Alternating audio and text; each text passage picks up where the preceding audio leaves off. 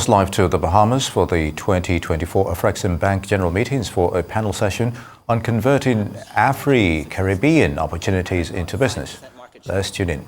That would be 11 million people that I'm satisfying, which is twice the size of the entire Caribbean. Exactly. And there's nobody in the Caribbean that has facilities that have excess capacity sitting around. That's right. So the challenge is, do I build in Caribbean, or would I then say my products have applicability in Africa?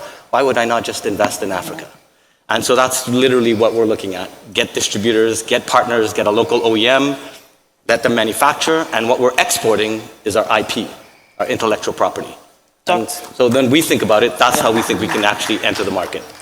Dr. Antoine, very fluent in Caribbean private sector. Tell us how you feel Africaribbean trade or investments, if you engage business in this region, and what would be your experience? Well, thank you very much for having me. A couple of things. So the CARICOM Private Sector Organization is really an organization that was positioned in the early period of the relations between the continent and the Caribbean to do the work to identify the potential opportunities for trade and investment. We've done that. So we've developed a list of potential opportunities, and those opportunities include minerals and a couple of processed products, many opportunities for investments in various sectors. I want to stop there because that's our remit.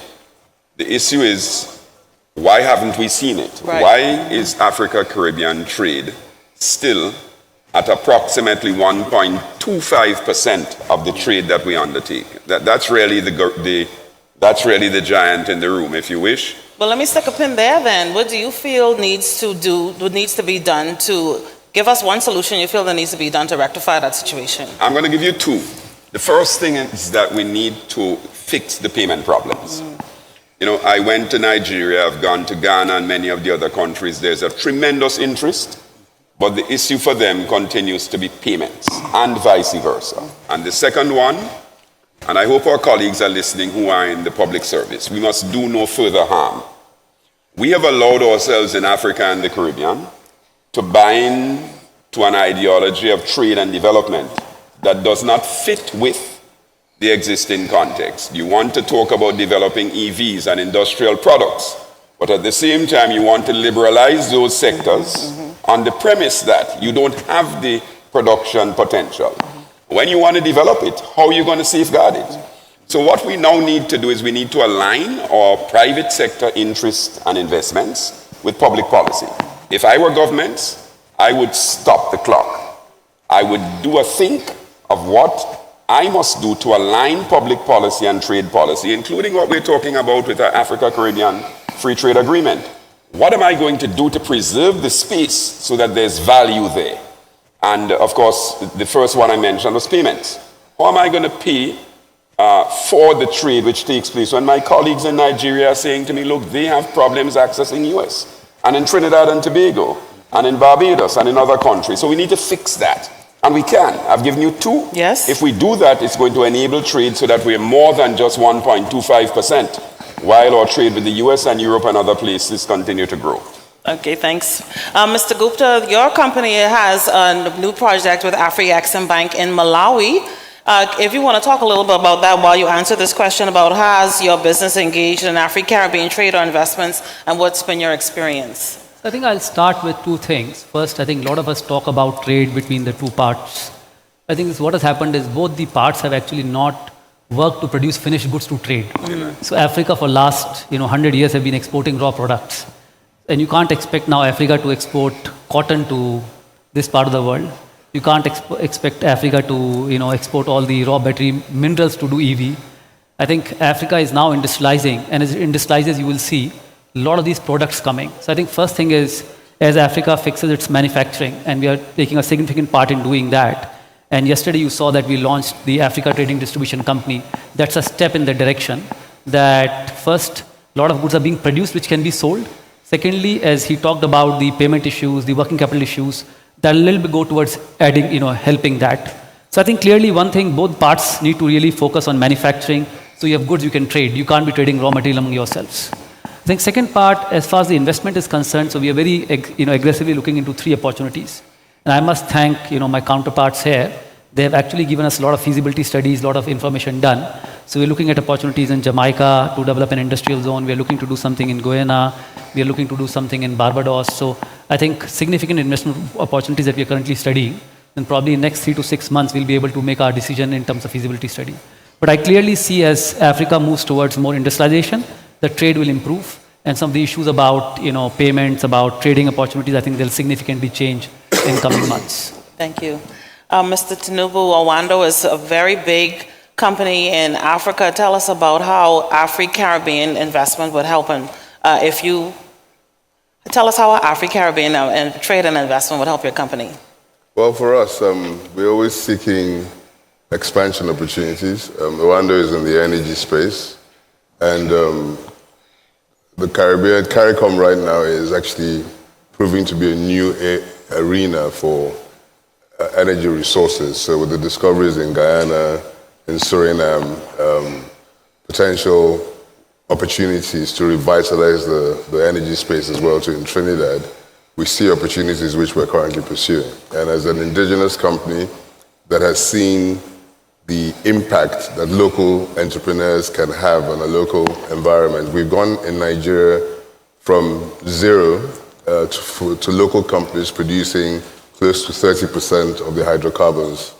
And with the support of institutions like the African Export-Import Bank, which has been pivotal in supporting indigenous companies, we're moving to 50%. By the end of this year, with the new acquisitions that are about to occur, we're seeing indigenous companies move to 50%. Now, taking that same principle to CARICOM, we know we can stimulate and catalyze growth here by ensuring that we can create veritable partnerships with indigenous companies and develop an indigenous oil and gas as well as renewable energy scope within this territory. So we're excited about it, and we're here, and we're here to do good business.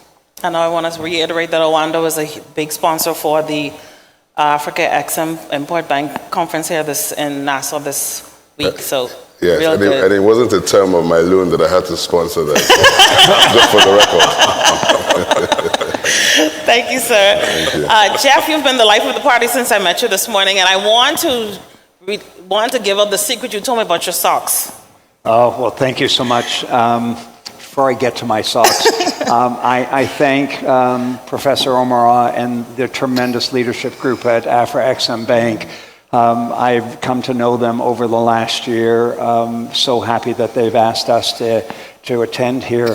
But I realize that we have much in common. To a much smaller degree, the work that they are undertaking to advance their own destiny in Africa is what I'm doing in part with my team to lead the return of industrial hemp, not only to America, but to the global marketplace.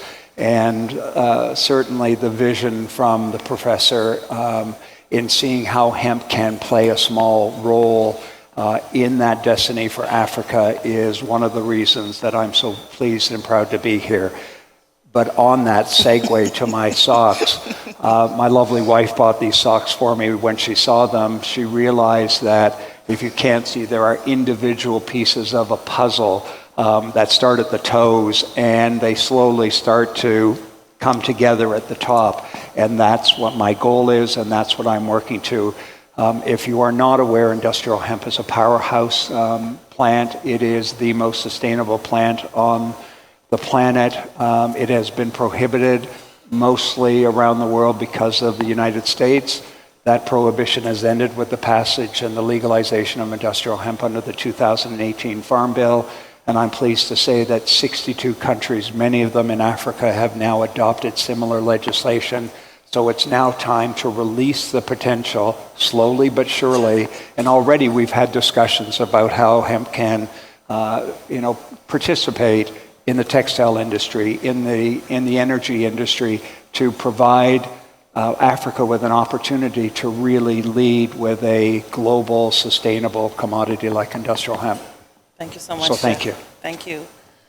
Mr. Tinubu, tell us, if your company expanded operations into a new country, how would you gain local knowledge? Well, I think education. I'm sorry. Sorry, Yeah, Mr. local. I mean, with Sorry, local Jeff. knowledge, I think the first step is to engage, and this we've got to thank Africaribbean for bringing out all the business people from Africa out here, because it's good to do studies and feasibilities and all the technical studies which we would typically do, but if you don't really know the environment you plan to invest in, then you're not going to do well. The local partnerships are critical. Even if the partners don't have the technical expertise, you have to help them develop it. We also have experience in different countries where we have to do public-private sector partnerships because the energy space is something which you need to plug into a grid. If you're providing electricity, you plug into a grid. If you're providing gas, it's a common carrier. You have to be able to distribute gas and other energy sources across a nation. And the first step in industrializing a nation or a region is to provide cheap energy. So it's critical for us to engage the local population, understand, look for obvious links, security, rule of law, ease of doing business. And once we have ticks, which CARICOM is already in a very, very good place. I think it's probably the best kept secret in terms of, in the Northern Hemisphere, of an area that is actually potentially underutilized but has all the resources ready for an industrial explosion to be able to serve a market, the North African market, which is probably, 40% of the GDP, of global GDP. And so it's, I see CARICOM as an incredible platform for growth, and we do intend to work closely and with local partners and indigenize the facilities we bring forth. The wealth must be institutional, but the wealth must be indigenized to ensure that it's not consistently exported, which is what you would have with global multinationals constantly taking their profits out and not reinvesting their profits within a region. Excellent. Ladies and gentlemen, if you didn't know, the head of the Goddard Group next to me was nominated as the #1 CEO in the region, in the world? In the region, the #1 CEO in the region. And Mr. Ali, my question for you is, when you identify a new business opportunity, what process or research do you follow when deciding whether or not to engage? Thank you. So our group has expanded today where we operate about 130 companies in 27 countries, mostly in Latin America and the Caribbean. And when we are entering a new market, we go through a fairly rigorous process of identifying the partner. That's the single most important thing. Absolutely. Making sure that there's a partner on the ground that we work with, and we typically do it through joint ventures. Having identified that partner, we then go through what we call a stage gate process, where we look at various elements of the business in terms of the voice of the customer, the voice of the suppliers. We do a deep dive in terms of technology, HR, which is extremely important to us, and then fundamentals in the business itself, which again, financial health and everything else. And we go through the stage gate process, and every single time we go through a gate, we ask one fundamental question: what needs to be true for us to move forward? And we identify what that is. And if it is not existing at that time, we then ask the secondary question: how can we make it real? And we then say, okay, you know what, we can go forward. If we can solve this issue, and this is how we do it, then we can move to the next gate. And eventually we get to the point where we've satisfied all of the potential risks, political, financial, social, and eventually we'll move forward and make the acquisition. So it's a fairly rigorous process. Dr. Antoine and Mr. Gupta, what government policies would you encourage for private sector growth? Dr. Antoine? Yeah, so I think there are three things our governments need to focus on, particularly at this time.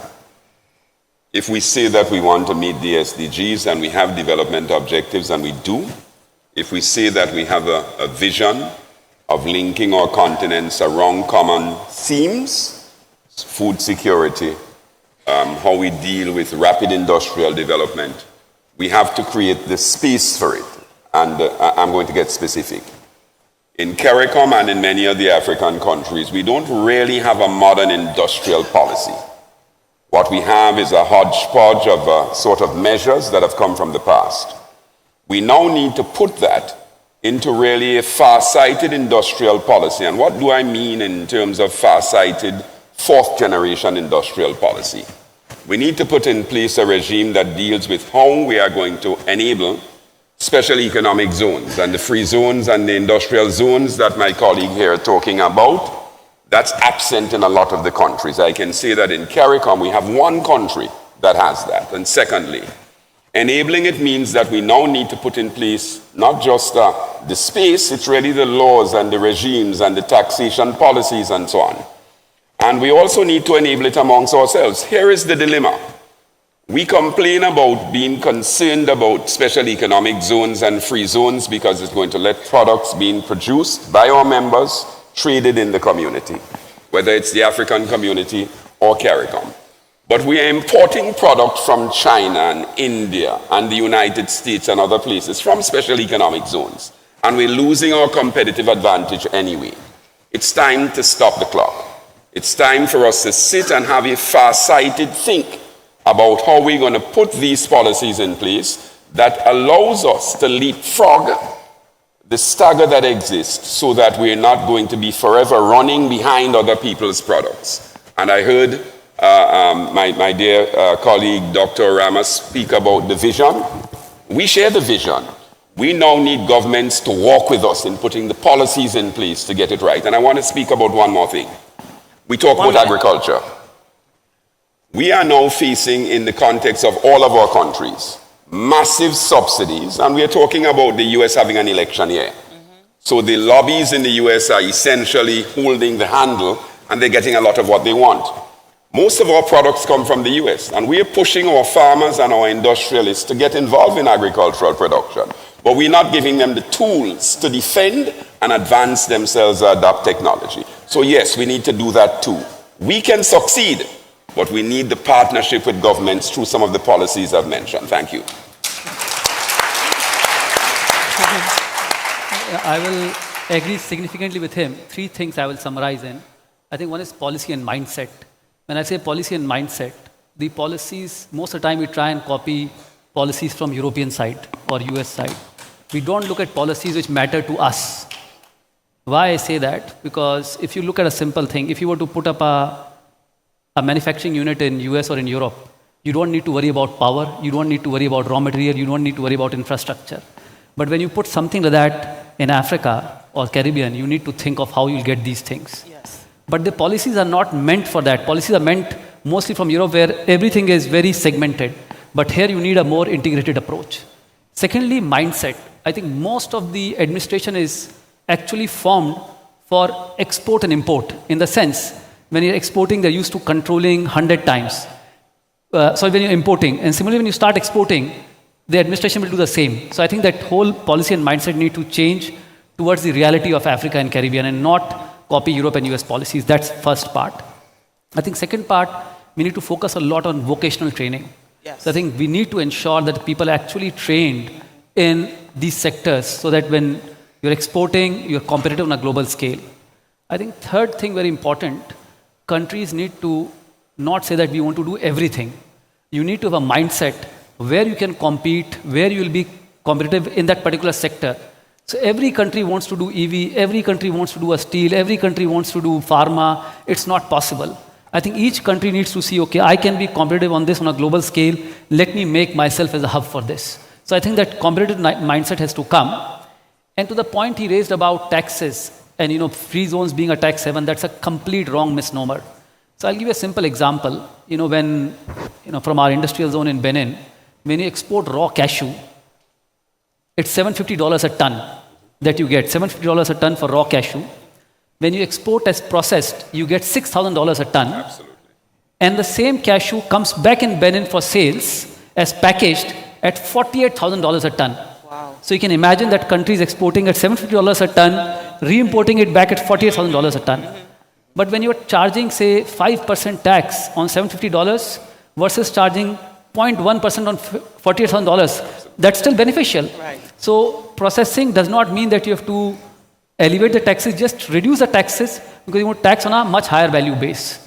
So I think this misnomer, because our experience in Gabon where we transform wood, the government removed taxes, but the tax contribution went up by 8 times in 5 years because of the value addition. So I'll stop at that. Very Thanks. good. Thank you so much. As I told you, ladies and gentlemen, this is a wealth. These gentlemen have a wealth of business knowledge among them this morning, and I want to get some more information from Jeff as the chair of the National Hemp Association. I was intrigued, Jeff, on the explanation that you gave me about the difference between hemp and marijuana.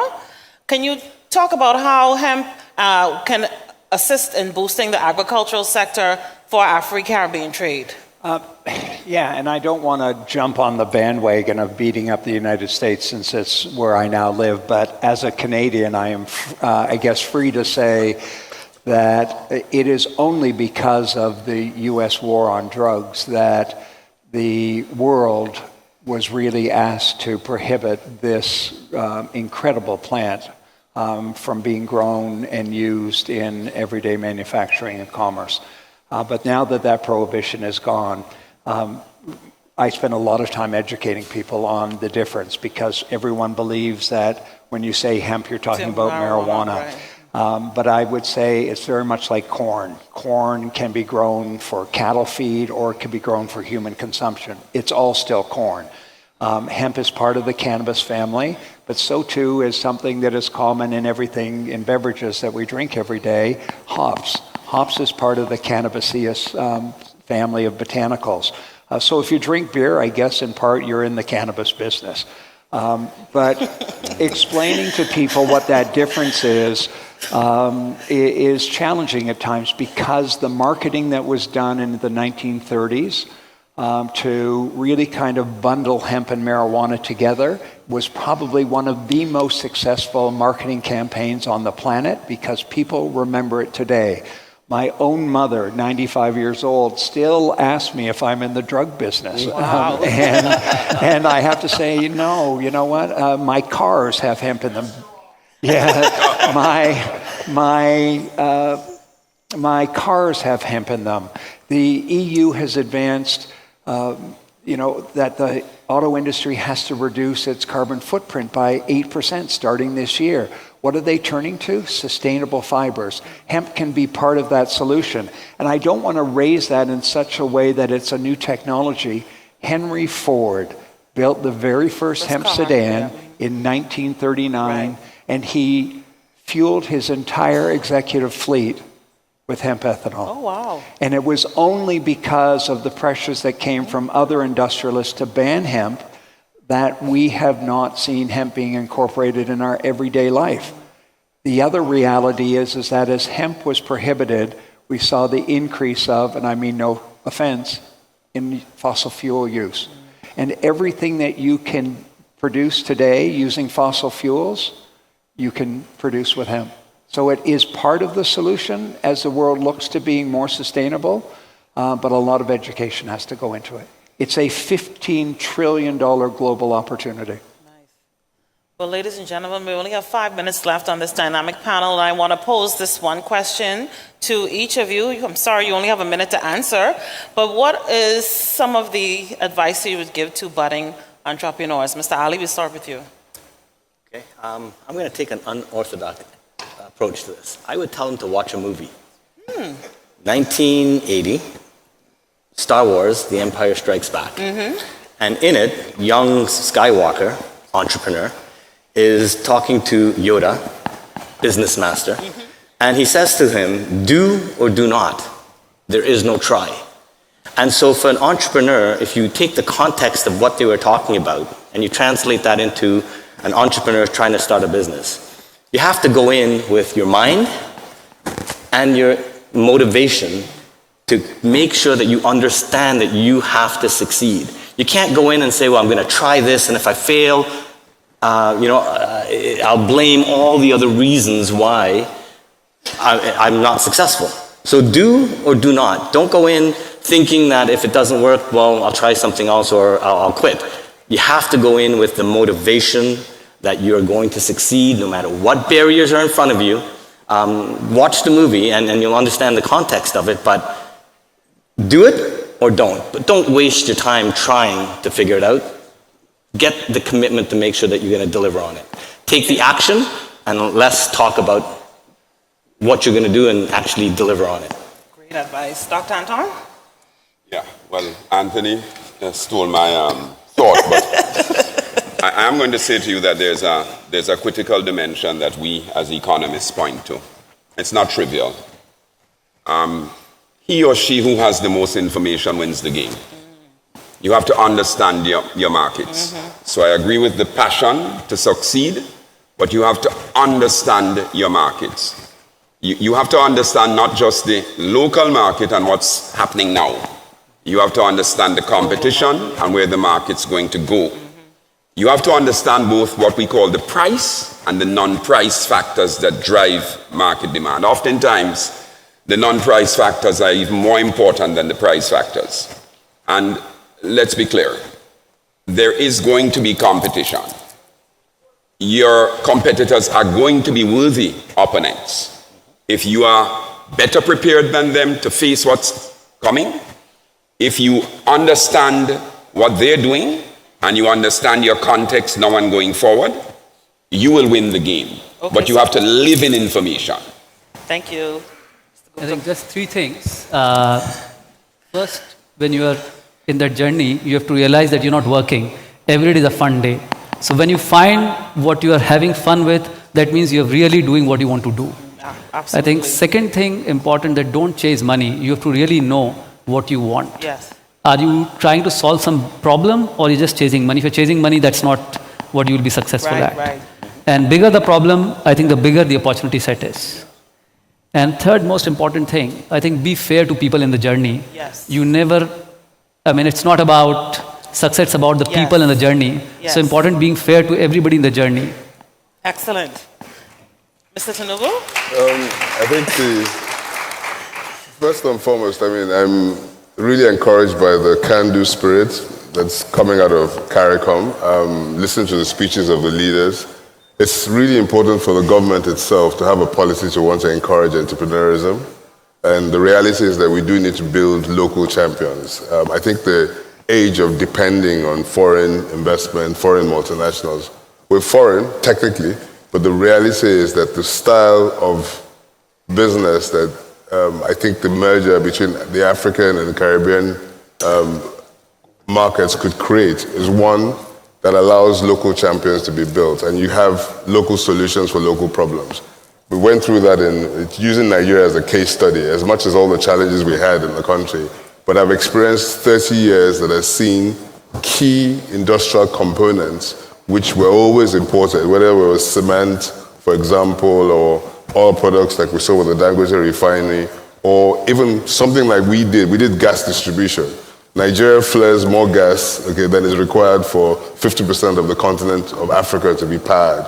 And the rest of that gas is exported to Europe and the United States, but we don't have gas. So we built a local distribution gas pipeline in Lagos, in Port Harcourt, in 3 different cities, using public-private sector partnership models, agreeing with the government and building things, 5 kilometers at a time until we ended up building a 500, 600 kilometer pipeline system that feeds over 200 companies with power. So I think the key issue is to have a plan, just to stay true to that plan, to ensure that you work with local institutions, and to also support the government in building local institutions. Yes. So for example, in my industry now, the African Export-Import Bank has launched an energy bank, which is critical for us to be able to utilize the rest of the resources we have, because when the rest of the world is talking about renewable energy and CO2 emissions, the reality is that Africa and the Caribbean are victims of global warming as opposed to contributors of it. It's just 3% of global GDP. But we need to use that resource, for example, in the most responsible way we can to transit, at least with gas, to a carbon-free world. And in the process, you need institutions to be able to do it. So I think, certainly we're on the right path, and there are great things about to happen. In Nigeria, for example, all the telecoms was done by local champions. We started out, when the government launched the GSM licensing system, we bidded for one of the licenses. It was expected that it would only be the foreigners who would pay for it, so there was no scope for us to even pay Naira, which is our local currency. We won the bid and we had to apply to the government to give us dollars, for example, to pay for the loan. The expectation is always that the locals can't deliver, but the reality is that we're now moving into a world where, if you look at the fintech world, for example, very advanced in Africa, utilization of resources. Gagan is building industrial parks over. We're planning to put power, in some of its aspects. And so there's a merger between public policy, between institutional financial support, and entrepreneurism at all levels, not just at large levels, but also small, medium-scale enterprises who are all keen in and becoming part of the chain, of a supply chain, to deliver an ultimate economic renaissance for the continent. Jeff, I'm sorry we're done, but if you have one word that you want to give to entrepreneurs, advice in one word. Maybe a couple more One. than one word. Yeah. One. I had the great pleasure of working with one of the most famous actors on the planet, Paul Newman, who was a visionary himself. And if I can just pass along his words in answer to your comment, dreams never die, just the dreamers. So don't give up. I learned so much from these gentlemen and from you, so thank you. Yes. Thank you so much, ladies and gentlemen. That's the end of this dynamic panel titled Converting African-Caribbean Opportunities into Reality, the Role of the Private Sector. Enjoy the Bahamas and enjoy the conference, everyone. Thank you. And thank you, Altovis Munings, Deputy News Director, Broadcast Corporation of the Bahamas, for moderating that excellent panel. Now, yesterday you saw the heads of state, the former heads of state, the ministers, the heads of subnational governments, all here. Well, the Global Africa vision is one that is supported by not just those that were here, but African and Caribbean leaders all around the world. So we have a couple of them now who are coming to you via video messages.